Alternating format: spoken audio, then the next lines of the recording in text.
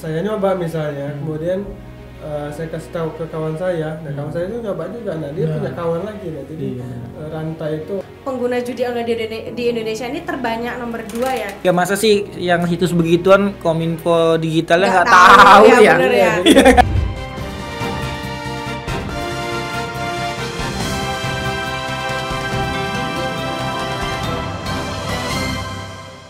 Selamat siang Sobat Lampung Pos, jumpa lagi dalam podcast Bedah Tajuk Lampung Pos. Kali ini bersama saya Nurjana.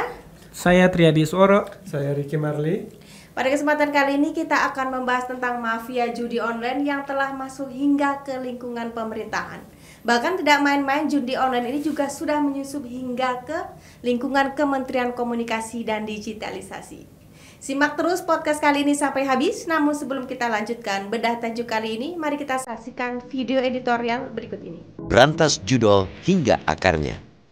Presiden Prabowo Subianto berkomitmen memberantas judi online atau judol yang sangat membahayakan, terutama bagi kalangan masyarakat berpenghasilan rendah. Berdasar data Pusat Pelaporan dan Analisis Transaksi Keuangan atau PPATK, perputaran uang dari judi di Indonesia per Maret 2024 mencapai 600 triliun rupiah. Bahkan Presiden Prabowo berani menyebut angkanya mencapai 900 triliun rupiah dalam memberantas perjudian. Polda Metro Jaya menggerebek markas jaringan di online di sebuah ruko kawasan Galaxy Grand City Bekasi, Jawa Barat, akhir bulan lalu. Hasilnya cukup menghebohkan. 11 pegawai aktif dan staf ahli Kementerian Komunikasi dan Digital atau Komdigi terlibat dalam pengelolaan jaringan judol. Sungguh miris. Mereka yang seharusnya mengawasi dan memblokir laman-laman judi online justru asyik membina 1000 situs permainan haram itu untuk kepentingan pribadi. Setiap situs yang mereka amankan mendapat bayaran 8,5 juta rupiah dengan total keuntungan mencapai 8,5 miliar rupiah. Komdigi langsung merespons cepat dengan menonaktifkan ke-11 pegawainya. Menteri Komdigi Mutia Hafid juga membuka ruang bagi kepolisian untuk menindaklanjuti proses penyelidikan kasus di setiap divisi kerja di kementeriannya. Hal yang sungguh miris di tengah upaya pemerintahan baru memberantas judol. Orang-orang dalam yang seharusnya menjadi garda terdepan pemberantasan justru terlibat menjadi beki. Perkembangan judol bak tumor ganas yang makin cepat dan besar menjalar dalam waktu singkat. Judol mampu menjerat jutaan penduduk Indonesia untuk bermain. Para penjudi berasal dari berbagai kalangan, mulai dari anak-anak, ibu-ibu, pegawai rendahan hingga pejabat negara. PPATK pun menyebutkan lebih dari 1000 anggota DPR dan DPRD yang kerap bermain judol. PPATK menyebutkan jumlah pemain judol di Indonesia mencapai lebih dari 3,2 juta orang pada 2023. Mirisnya, pelajar dan ibu-ibu mendominasi menjadi korban judol yang mencapai angka 2,1 juta orang. Iklan yang menggiurkan dan dengan mudah menemuinya di berbagai platform digital mampu memikat siapa saja. Para cukong benar-benar memanfaatkan kemajuan teknologi dalam mempromosikan situs judi, seperti berkedok aplikasi permainan game atau berpura-pura seolah situs pengelola investasi. Efek negatif judol maha dahsyat. Pelaku yang kecanduan judol tak jarang melakukan berbagai kejahatan untuk bisa memuaskan syahwat bermain judol. Aksi perampokan atau pencurian dengan pemberatan menjadi pilihan untuk mendapatkan uang sebagai modal bermain judol. Jalan cepat mendapatkan modal berjudi, banyak di antara penjudi yang terlilit pinjaman online atau pinjol. Tak ayal, saat tak sanggup membayar pinjaman, mengakibatkan rumah tangga bubar, bahkan ada yang sampai bunuh diri. Indonesia sangat melarang segala bentuk perjudian termasuk judol. Pasal 27 ayat 2 Junto Pasal 45 ayat 2 Undang-Undang Informasi dan Transaksi Elektronik atau UU ITE menyebutkan pihak yang secara sengaja mendistribusikan atau membuat dapat diaksesnya judol diancam dengan pidana penjara paling lama 6 tahun dan atau denda paling banyak 1 miliar rupiah. Selain itu, pasal 303 KUHP mengenakan pidana penjara paling lama 4 tahun dan atau denda pidana paling banyak 10 juta rupiah bagi para pemain judi. Ketegasan Presiden Prabowo memberantas perjudian di tanah air perlu mendapat apresiasi. Masyarakat sangat berharap komitmen Presiden berjalan dengan aksi nyata di lapangan. Integritas tinggi dari aparat pemerintah dan penegak hukum menjadi hal penting dalam pemberantasan judol. Jangan ada lagi aparat pemerintah dan penegak hukum yang menjadi backing yang justru melemahkan semangat pemberantasan judi. Pengungkapan kasus juga jangan hanya sebatas kepada para kroco mumet saja. Publik sangat berharap para backing orang dalam hingga bandar besar dapat terungkap dan tertangkap serta menghukum seberat-beratnya. Jangan ada lagi keterlibatan orang dalam yang menjadi backing judol. Pemberantasan perjudian di tanah air harus lebih masif untuk menghindarkan masyarakat dari keterpurukan.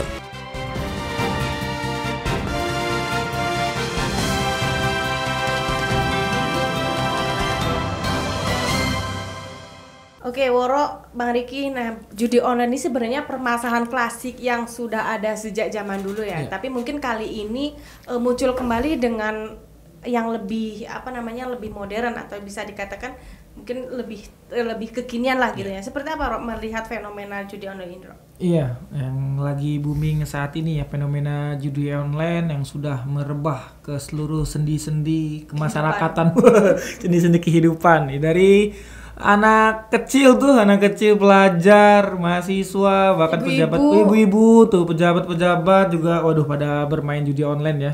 Dan yang lagi terbaru nih kan salah satu oknum lah di kementerian, ya kan, kementerian yang seharusnya memberantas judi online malah menjadi pemain tuh. Waduh, kan ini ngeri banget ya. Karena judi ini kan salah satu persoalan umat manusia sejak dahulu kala gitu kan, sejak zaman jahiliyah. Nah, karena perkembangan zaman aja menjadi judinya ke arah digitalisasi jadi judi online gitu ya Bang Riki ya. Kalau dulu judi konvensional gitu ya. Dulu kan ada togel. Itu kan manual pakai kertas. Nah, sekarang sudah agak canggih ya. Jadi dia pakai online, pakai HP. Kita daftar, kita buat akun segala macam. Nah, jadi bisa langsung transaksi gitu. Jadi kan terkadang anak-anak kecil di counter itu kiraan beli pulsa gitu. Ternyata dia untuk top up judi online itu jadi slot lah ya bahasanya. Jadi itu anak kecil ukuran SMP ya, itu sudah mengenal itu ya dari kampung, dari SD. Gimana kalau misalnya gedenya gitu. Nah, jadi itu sebenarnya sudah ada dari dulu judi ini. Cuman kan sekarang bedanya sudah merambah ke digital ya. Tapi kan dulu yang memainkan judi itu kan orang-orang dewasa lah ya. Nah, tapi sekarang sudah ke anak-anak muda gitu, jadi sudah merambah kemana-mana gitu tuh dia. Karena mungkin aksesnya sekarang tuh lebih mudah gitu nggak sih? Karena mungkin kalau teknologi handphone itu kan sudah sangat akrab ya dari anak-anak kecil itu juga. Mungkin itu yang membuat judi online ini semakin masif gitu. Iya benar, karena semua orang ya dari bangun tidur sampai mau tidur lagi kan megangnya handphone ya. Nah, ini mempermudah akses juga, apalagi kan mungkin oknum-oknum itu juga ngeliat peluang cuan kali ya. Ada cuan di sana, jadi kan judi online ini pasti ada yang menggerakkan kan. Bahkan tuh catatan PPATK ya kalau nggak salah kan, itu transaksinya pada catatan pada bulan Maret 2024 tuh sampai 600 triliun ya kalau nggak salah. Bahkan tuh presiden kita itu Prabowo Subianto mencatat bahwa ada bahkan 900 triliun ya perputaran uang judi online. Ini kan sangat banyak banget uangnya tuh ya. Bisa jadi apa tuh Bang Riki ya kalau punya uang 600 sampai 900 triliun itu kan wah tinggi banget kan uangnya. Iya, jadi kan dengan perputaran uang yang cukup besar itu gimana gitu tindakan pemerintah? Apakah itu bisa dibilang dengan money laundry atau pencucian uang, atau kita menindak pelakunya gitu? Kan banyak banget pelaku judi online di Indonesia ini kan. Nah, kalau misalnya semua orang itu di penjara, gimana ya? Iya. Apakah emang taruh di penjara semua? Kan nggak cukup gitu lapas rutan kita kan. Nah, terus kemudian yang jadi masalah juga ketika situs-situs diblokir misalnya ya. Betul. Hari ini blokir, kan besok bisa buat lagi. Nah, jadi kan hilang 1 tumbuh 1000. Nah, jadi itu yang sebenarnya cukup bingung juga gitu. Bahkan yang lebih dahsyatnya lagi kementerian. Nah, jadi sekelas kementerian, pegawai kementerian seolah-olah dia tidak boleh ketika diblokir, jadi dia dibuat dia yang mengamankan gitu situs-situs itu gitu. Situs itu biar bagaimana caranya biar situs itu nggak diblokir. Nah, jadi ketika ada yang memblokir, ada si pegawai ini yang menahannya, itu kan kejahatan juga. Jadi kita tuh kayak mainnya pakai orang dalam gitu loh, supaya situs kita ini aman gitu, nggak diblokir. Nah, kita kan ada yang membayar pegawai itu sampai 8,5 juta per akun situs itu ya untuk mengamankan judi online itu. Jadi kita ini percaya ke siapa gitu. Kalau misalnya Kementerian Kominfo sekarang ada pegawainya yang perlu itu. Jadi yang harus kita percaya untuk memberantas judi online ini siapa gitu. Apakah kementerian, apakah pihak kepolisian atau yang lainnya gitu kan, karena kan kemungkinan ini kan akan bertambah. Betul. Siapa pegawainya yang bermain kan nanti kan dia bernyanyi kan, saya harus suruh ini ya kan, terus bos saya diatur tuh ini gitu. Karena terus di instansi lain kan di kepolisian kan juga ada kan. Iya, banyak oknum yang sebelumnya terakhir kan dia dibunuh meninggal ya si oknum itu karena judi online gitu kan. Jadi itu yang sudah merusak sendi-sendi kehidupan kita juga gitu. Tapi kalau kita lihat juga selama ini yang tertangkap atau mungkin dikenakan pasal UIT itu kayak yang masih bawah-bawahnya gitu, kerucu banget lah istilahnya, bukan bandar-bandar yang megang pengendalian ratusan miliar atau triliunan itu gitu loh. Iya, karena ini kan atau mungkin itu memang orang-orang yang diamankan atau atau gimana gitu. Iya, ini kan pastinya permainan besar ya. Betul. Karena ini jumlah uang yang bergerak juga besar, katanya melibatkan orang-orang besar kan. Nah, ini tugasnya presiden kita juga ini, tuh perlu diingat tuh. Pak Prabowo, tolong Pak Prabowo. Tolong benar harus diselesaikan, harus tuntas habis ya untuk pelakunya, jangan hanya yang pemain ringan aja Mbak ya, kerucu-kerucunya hanya ya kasihan juga ya, cuman kaum menengah ke bawah tuh. Tapi kan harus yang punya regulatornya, bandarnya kan yang udah duitnya besar kan, aksesnya besar. Kayak pegawai di Kominfo itu kan cuman istilahnya kayak pegawai biasa gitu, tapi seenggaknya pasti kan ada yang menggerakkan atau sampai dia berani. Ada yang menyuruh, ada yang merintah gitu. Mungkin nggak hanya di Indonesia kali ya, karena mungkin bisa perusahaannya di luar negeri. Nah, jadi mereka punya akses untuk membuka atau tidak bisa memblokir situs judi online itu yang harus dipikirkan juga oleh pemerintah. Iya, gitu. Karena ini tuh Bang Riki, godaannya juga besar ya. Ini ya siapa sih yang nggak tergoda dengan duit ya? Semua orang butuh duit kan. Nah itu dia bahayanya kan, kita tergoda oleh uang kan. Nah ini kita juga berharap dengan siapa bener yang sampaikan Bang Riki ya, oknum-oknum yang di pengadilan itu, oknum-oknum yang bermain di tataran hukum, bahkan regulator hukum juga ada yang bermain di situ. Gitu kan. Nah ini kan bahaya banget gitu. Artinya ini ayolah sama-sama untuk memberantas judi online dan sampai ke akar-akarnya kan. Nah ini akarnya ini yang belum kita temu.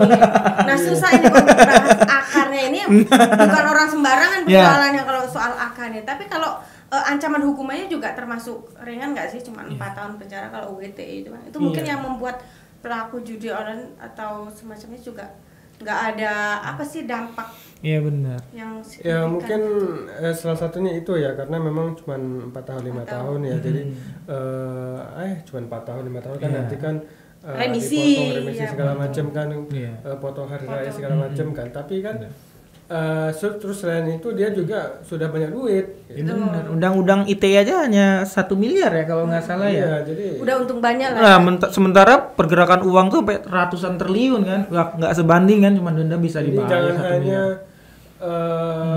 orang-orang yang di kelas menengah ke bawah yang di penjara, yang ditangkap, padahal sebenarnya kan ada yang lebih tinggi yang merencanakan itu. Kan terakhir ditangkap tiktokers Gunawan Satbor itu kan, terkadang kita pertamanya mengira bahwa dia hanya promosi kreator aja, konten kreator. Tapi ternyata katanya dia dapat gift dari promosi judi online itu dan dia juga mengajak kawan-kawannya gitu. Nah, sebenarnya kan itu kan hanya segelintir aja sebenarnya. Itu yang muncul di permukaan. Sebenarnya banyak lagi ya. Yang justru lebih besar gitu ya, kayak artis-artis selebritis kan juga banyak sih yang mempromosikan judi-judi online. Netizen itu bertanya kenapa kok yang terkenal itu nggak ditangkap? Gitu. Apa jangan-jangan ada dekingannya Bang ya? Ya nggak menutup kemungkinan juga sih. Iya ya, ini ranahnya juga susah ya, suhat katanya. Abu-abu ini kita nih. Tanggung jawabnya siapa? Jadi kementerian apa pihak kepolisian gitu kan. Jadi saya juga bingung nih. Jadi siapa yang bisa mengatasi judi online ini? Jadi kita tuh sebagai masyarakat juga kayak apatis gitu loh, nggak ngerasa tuh kayaknya ini bakalan bakalan selesai gitu persoalan ini. Jadi selama digital internet online itu berjalan. Kemungkinan judi online juga akan ada gitu karena sekarang hilang besok ada lagi. Benar. Gitu. Iya, artinya perlu pengoptimalisasi untuk pemberantasan ya. Karena waktu itu pernah juga dibentuk Satgas ya. Itu ada dari Kominfo-nya, sekarang Kominfo Digital kan, terus ada PPATK, ada OJK, terus jajaran lintas sektor Polri juga kan berperan di situ kan. Nah, ini kan artinya perlu lebih maksimal untuk memaksimalkan tugas pokok dan fungsinya memberantas judi online gitu. Iya, jadi Kementerian Komunikasi itu ibarat apa sih? Pesulap itu Romi Rafael itu kan pesulap. Ya. Tapi kan ini kan kita dibodohi oleh orang lain. Misalnya kok kementerian kok seperti ini gitu. Jadi kita bingung juga di kementerian kok pegawainya yang bermain ya. Ini mungkin karena saking mudahnya cara bermain judi online itu juga kali ya, yang makin sekarang kayak itu semakin masif gitu loh, sampai anak-anak, ibu-ibu bahkan gitu loh, ibu-ibu rumah tangga, anggota dewan semuanya menyasar semua kalangan sudah judi online gitu. Iya, padahal awalnya itu ya kan kalau masyarakat awam kan biasanya untuk permainan ya, hiburan ya. Tapi tapi di kelabasan kan, bahkan ada orang yang sampai menjual ini itu barang-barang, sampai mencari uang. Nah, itu bahaya kan? Jadi orang-orang yang maling-maling itu jangan hanya sekedar untuk memenuhi kehidupan, tapi ada juga dia kenapa ketika ditanya oleh polisi itu karena dia mau judi online. Itu salah satunya. Tingkat kriminalitas tinggi itu salah satunya karena ya itu tadi. Udah kecanduan ya. Ini kan permainan aplikasinya kan. Nah, jadi seolah-olah kita tuh menang gitu ya. Padahal mah enggak gitu. Itu hanya permainan, jadi diputer duitnya gitu. Jadi kapan dia ini harus menang sekian. Nah, jadi ketika dia kalah sedikit, dia kalah sedikit kan. Nah, karena dia kalah sedikit, dia mencoba lagi untuk menang. Jadi itu yang dibuat gitu. Jadi algoritma segala macamnya bermain. Sistemnya udah diatur bagaimana kita candu ya, lagi dan lagi kan. Itu bahaya banget Manur. Coba kalau Waro sih banyak tuh pengalaman yang gembong-gembong atau oknum-oknum ya pelaku permain judi yang tobat. Tuh kan banyak ya, ada siapa tuh Ustadz tuh yang agak ke Korea-Koreaan tuh mukanya saya lupa Ustadz apa ya? Denny Lim. Nah, Denny Lim tuh itu kan anak muda, khususnya kaum Hawa kan seneng ya ngeliat Ramadan, dia salah satu bandar narkoba, bandar judi online ya. Nah, itu kan kisah tobatnya tuh juga ini kan ya dicontoh untuk masyarakat ya, bagaimana dia terjun di sana kan, terus mengatur sistem untung banyak banget untungnya triliunan gitu kan. Terus dia sadar kan. Nah, kisah-kisah seperti ini kan menjadi apa ya, inspirasi untuk kawan-kawan biar nggak terjebak dalam judi online gitu kan Bang Diki ya. Pada waktu itu Lampu Pos juga pernah ngasih liputan khusus gitu ya, wawancara mahasiswa yang terjerat judi online ini gitu loh. Dan mereka juga sebenarnya ya tidak ada yang merasa puas, dalam artian banyak kerugiannya gitu. Mereka sampai ada yang mencuri motor kan, sampai dia nggak tinggal pindah-pindah gitu karena bohongin orang tua dan segala macam. Artinya kalau dilihat dari sekilas saja kan sudah tidak ada sisi positif sama sekali ya. Kan mungkin ini juga faktor lingkungan pergaulan juga kali ya kalau judi online ini. Iya, karena diajak teman, gaya hidup. Iya, jadi penasaran. Jadi anak muda itu kan jadi dia masih labil lah istilahnya. Jadi cari jati diri lah. Jadi ketika dia mencoba kok menang, dia kemudian dicoba lagi menang. Nah, jadi itu yang membuat jadi candu, jadi keterusan gitu. Jadi sebenarnya dia itu diperalat oleh sistem betul. Itu yang membuat dia kaya segala macam. Pasang sekali menang ya kan. Pengen dapat yang lebih gede lagi gitu. Pasang lebih gede Lagi-lagi barang yang udah gede habis. Ujungnya rungkat ya. Ujungnya rungkat. Padahal Pak Haji Roma Irama itu udah ngingetin ya lagunya ya. Padahal itu lagu udah lama banget ya kan. Iya, udah lama banget. Saya belum lahir itu. Artinya kan judi itu memang udah dari zaman dulu banget ya kan. Iya.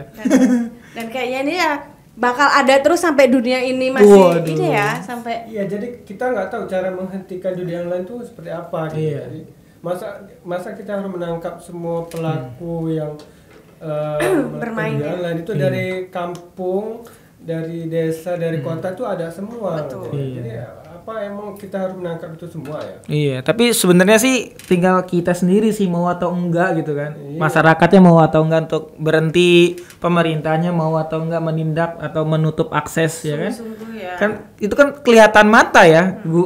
Website itu kan yang beredar di mana-mana itu kan kelihatan kan bisa ditutup. Walaupun tutup lagi ya, jangan bosen lah, jangan berhenti lah. Terus artinya pengendalinya kan dari Komdigi itu ya, Iya. berapa ratus situs yang beredar. Mereka itu kan operatornya, berapa Iya. masuk, berapa yang sudah Benar. diblokir itu harus rajin-rajin Iya, karena kan mengeblokir di negara situs. kita kan emang tidak dibolehin ya. Kecuali kalau misalnya di mana di Amerika, Iya. kasino Betul, segala kasino. macam itu kan memang kalau tidak salah emang diperbolehkan Legal ya. legal Iya. di kasino ya. Tapi kan di tempat kita dari segi hukum dan agamanya emang nggak dibolehin. Nah itu yang harus dipikirkan. Kemudian bagaimana cara untuk membatasi biar situs itu tidak masuk ke Indonesia gitu. Iya. Itu yang harus kita lakukan gitu. Iya. Tapi kan kita tahu sendiri Komdiginya Iya. kena serang juga. Jadi, Iya, itu iya. yang membuat kita soalnya kurang percaya lagi gitu. Jadi gimana caranya? Gitu. Iya, situsnya diblokir, website kementeriannya kena hacker.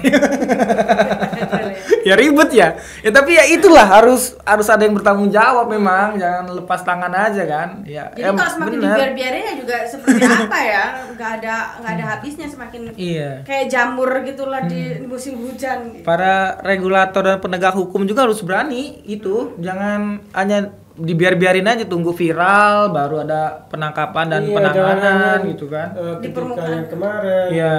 viral di mana di Instagram, Iya. TikTok itu kan jangan hanya di situ, mungkin ada hal yang lain yang memang kita tidak ketahui kan. Iya. Karena kan memang yang judi online ini kan kalau nggak salah delik aduan ya, jadi atau harus ada polisi dulu yang menangkap. Iya. Itu laporan dari mana? Nunggu laporan ya. Jadi sebenarnya karena memang akarnya tadi tidak kena, jadi makanya ya Iya. terus bermunculan gitu, kayak tumor ganas gitu ya. Ya, benar-benar. Muncul terus lalu bermunculan. Iya, ya pemangku kepentingan juga jangan mau tergoda lah dengan bujuk rayuan bandar ya. Jangan ada pasal karet nanti di sana, jadi bikin regulasi tergantung bookingan, wah bahaya nih bookingannya. Tergantung isinya berapa gitu, tergantung nominalnya. Iya, ya jadi ya semua pihak sih kalau Betul. saya berpendapat sih ini harus semua pihak harus bergerak sama-sama. Kalau nggak gerak sama-sama ya sama aja bodong, sama aja bohong gitu. Iya. Ya karena malah ini tidak bisa bekerja sendiri ya. Ya. Masyarakat juga butuh kesadaran ya. Ya. Balik lagi ke diri kita masing-masing sih. Ya. Sejauh mana kita ngebentengin diri kita dari hal-hal yang negatif itu. Iya. Kan regulasi mungkin juga dibuat regulasi ya, mungkin nggak hanya di tataran pemerintah pusat, Yeah. mungkin juga bisa dibuat di daerah kali ya. Benar. Jadi bagaimana judi online itu bisa berkurang atau musnah lah dari Yeah. Dari kota, kemudian dari desa juga seperti itu. Jadi Yeah. nggak pernah pinak gitu. Yeah. Karena kalau misalnya saya nyoba misalnya, kemudian saya kasih tahu ke kawan saya, nah kawan saya itu nyoba juga, nah dia punya kawan lagi, nah jadi Iya, benar. rantai itu Nggak keputus ya, Bang. berjalan, nah, itu dari Rantainya hitungan nggak hari loh. keputus. Iya. Coba kalau misalnya seminggu, sebulan, nah itu hitung aja gitu. Apalagi kalau anak sekolah ya Bang ya. Yeah. Kan mereka punya circle pertemanannya semakin intensitas ketemunya itu kan lebih sering ya. Jadi dia kemungkinan top up paling top up 50.000, Iya. 100.000, nah dia bisa bermain, Iya. nah, gitu, slot segala macam. Nah itu yang membuat kita emang harus punya cara untuk menghentikannya, karena biasanya ada orang kawan kita atau saudara kita minta tolong sih transfer 50.000 atau 100.000, nah itu Pinjam dulu 100 gitu. kemungkinan ya bukan untuk keperluan sehari-hari. Mungkin dia itu hanya untuk top up 50.000, 100.000. Nah dia top up, jadi nanti dia tinggal nunggu. Gitu. Saya untung nggak gitu, jadi keluar nggak nomornya gitu. Tapi kayak gitu katanya saya harus dipantengin terus ya kalau mau. Capek juga ya gitu. Capek juga ya. Kapan ya benar kata Bang Riki. Gitu, kapan waktu untuk harus pasang gitu. Mungkin kalau dulu kan hal-hal yang klinik ya, nanya kuburan lah, nanya apalah gitu untuk mimpi lah gitu. Nah untuk keluar supaya nomor itu keluar. Nah tapi kan kalau sekarang udah canggih lagi, nah makanya mantengin yang namanya situs itu gitu supaya pas gitu ketika kita pasang ya katanya sih sih. Tapi ngerasa nggak sih sekarang di lingkungan kita sendiri ya, nggak cuma kita ngeliat di media sosial ya, banyak banget loh pertemanan kita yang sudah kecanduan judi online gitu loh. Ngerasa nggak sih kalau teman-teman ini punya gitu? Itu bisa kelihatan lah, mungkin ya kalau misalnya dia memang sering lihat HP atau mungkin ada bunyi, misalnya bunyi kering. Bukan WA lagi ya Bang kalau sekarang ya? Mungkin pakai kayak duit jatuh gitu ya. Oh gitu kayak ada bunyi koin ya? Ya. Ada Dewa Zeus. Koin ya. Jadi itu membuat salah satu tandanya gitu. Jadi itu, nah terus kemudian terkadang juga dia menyendiri. Nah, kemungkinan kalau misalnya dia menyendiri ini bisa menyendiri di rumah atau di kosan itu dia ada satu laptop atau komputer dia bisa mungkin dia mengoperasikan itu gitu. Iya. Kalau temannya Woro menyendiri megang handphone ngetik berita. Ngetik berita bukan jangan-jangan itu modus ngetik berita. Waduh. Kita harus perlu waspada gitu loh sebagai juga. Jangan dia keasikan gitu, jangan kita percayanya dia ngedit berita habis liputan gitu. Tapi ya enggak, ya mudah-mudahan kita semua dijauhkan dari hal-hal yang negatif itu ya. Iya. Oke. Masih ada waktu. Jadi pokoknya gimana caranya judi online itu hilang, maksudnya minimal berkurang. Itu di Indonesia lah. Tapi kan hilangnya itu nggak langsung hilang lenyap gitu, tapi bertahap gitu. Kalau menurut saya sih itu situsnya gitu, situsnya dimatikan atau misalnya situsnya itu tidak bisa masuk ke Indonesia, misalnya aplikasi ini tidak bisa masuk ke Indonesia gitu kan. Nah kan kalau Nur sama Waro tahu kan Google itu tidak bisa masuk ke Cina, ke Rusia. Nah, jadi ada pembatasan ya. Jadi Cina itu kalau nggak salah sih dia punya Google sendiri.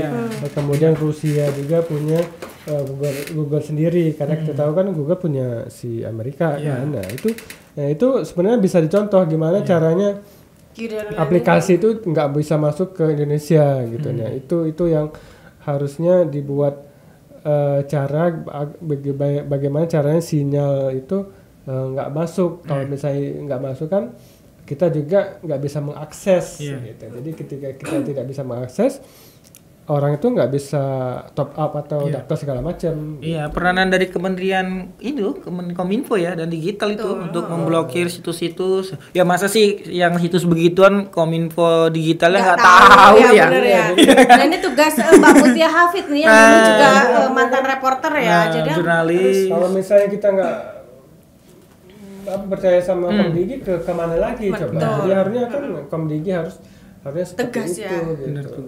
Harapan kita satu-satunya untuk saat inilah ya kepada pemerintah ini yang memang membidanginya ya ke Komdigi itu sekarang gitu. Dan mudah-mudahan judi online ini walaupun tidak habis hilang 100%, seenggaknya di Indonesia ini bisa minimalisir bisa diminimalisir. Karena kalau nggak salah juga pengguna judi online di Indonesia ini terbanyak nomor 2 ya, peringkat kedua di itu dunia salah satu ya. Karena memang pengguna internet kita juga banyak. Iya banyak. Dan netizen Indonesia tuh nyinyir dan juga aktif dengan hal-hal yang baru, penasaran, suka kepo dan terus nyobain tuh kan. Karena rasa penasaran cobainnya terjebak di judi online kan. Ujung-ujungnya pinjol ya. Nah sebenarnya itu berkaitan loh ketika judi online terus juga pinjol, pay letter itu kayaknya berkesinambungan gitu loh. Habis modal di judi online, minjem pay letter, terus juga nanti ke pinjol gitu, akhirnya macet semua. Nah, sampai deh ke hal-hal yang lebih buruk lagi. Bener-bener. Oke, Poro, waktunya kita sudah habis, 30 menit sudah menemani pemirsa Metro TV podcast kita. Sobat podcast, demikianlah tadi bedah tajuk Lampung Pos kali ini. Jangan lupa subscribe dan aktifkan tombol loncengnya untuk update informasi terbaru dari kami. Jangan lupa di komentar di bawah ya. Terus kawan-kawan juga bisa mengusulkan tema tajuk yang akan kita bedah di pertemuan selanjutnya. Saksikan terus bedah tajuk Lampung Pos dan ikuti video-video menarik lainnya. Salam sehat dan sampai jumpa.